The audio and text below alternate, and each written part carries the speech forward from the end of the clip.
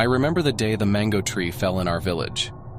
It was a monstrous tree, older than anyone could remember, its branches heavy with sweet golden fruit that had nourished generations. But that day, its shadow became a harbinger of something far more sinister. I was just a child when this nightmarish tale unfolded. Our village, nestled amid the lush greenery of southern India, thrived on the bounty of the land. The mango tree had been a symbol of abundance and unity for as long as I could remember. Its shade was a refuge from the sweltering sun, and its fruit a source of joy during the scorching summer months. One evening, as the sun dipped below the horizon, our village was enveloped in an eerie silence. The air grew still, and a sense of foreboding hung heavy. It was then that I heard it, an unsettling creak, followed by a deafening crack.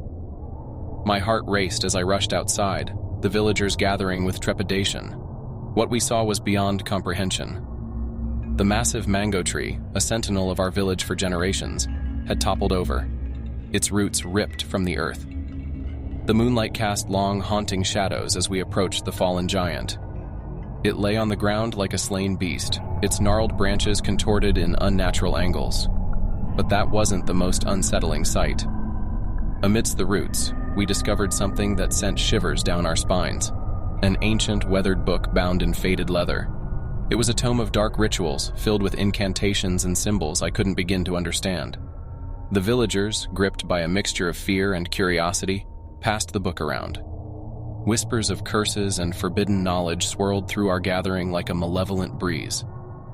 The elderly among us recognized the book as something from a time long forgotten, a time when the mango tree had been planted by our ancestors. They spoke of legends, of a curse placed upon the tree to protect it from those who would seek to exploit its fruit. The tree had thrived for centuries, its curse held at bay by the sacrifices of our forebears. But now, with the mango tree fallen, that curse had been unleashed. The night grew colder as we gathered around the fallen tree, the ancient book open before us. It was clear that the curse had taken root in our village.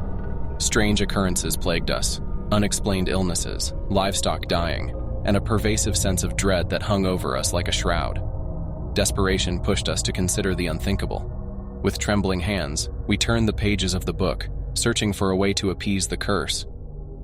The rituals were macabre, involving sacrifices and offerings to the spirits that dwelled within the fallen tree. One by one, we performed these grisly ceremonies, hoping to quell the malevolence that had been awakened. But each act seemed to only stoke the curse's fury. The once thriving village began to wither like a dying plant. As the curse tightened its grip, I couldn't ignore the eerie whispers that echoed in the night, the whispers of the tree itself, or something that had taken residence within it. It beckoned to me, promising power and salvation in exchange for a pact. My heart heavy with dread, I ventured alone to the fallen tree one moonless night. There, beneath its gnarled branches, I made a pact with the force that had plagued our village for generations. The price was my soul, a sacrifice to quench its insatiable thirst for power. The village, oblivious to my dark bargain, continued to suffer.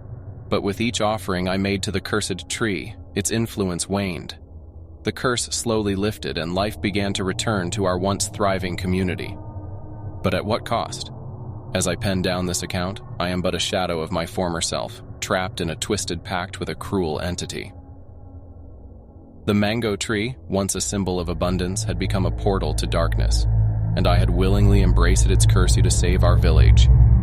The fallen mango tree, though no longer a physical presence, continues to cast its shadow over use, a haunting reminder of the terrible price we paid for survival. In the dead of night, I hear its whispers, a reminder of the darkness that now dwells within me. Our village may have been spared, but I fear that the curse of the fallen mango tree will forever haunt our souls, a testament to the depths we would sink to in the face of unimaginable horror.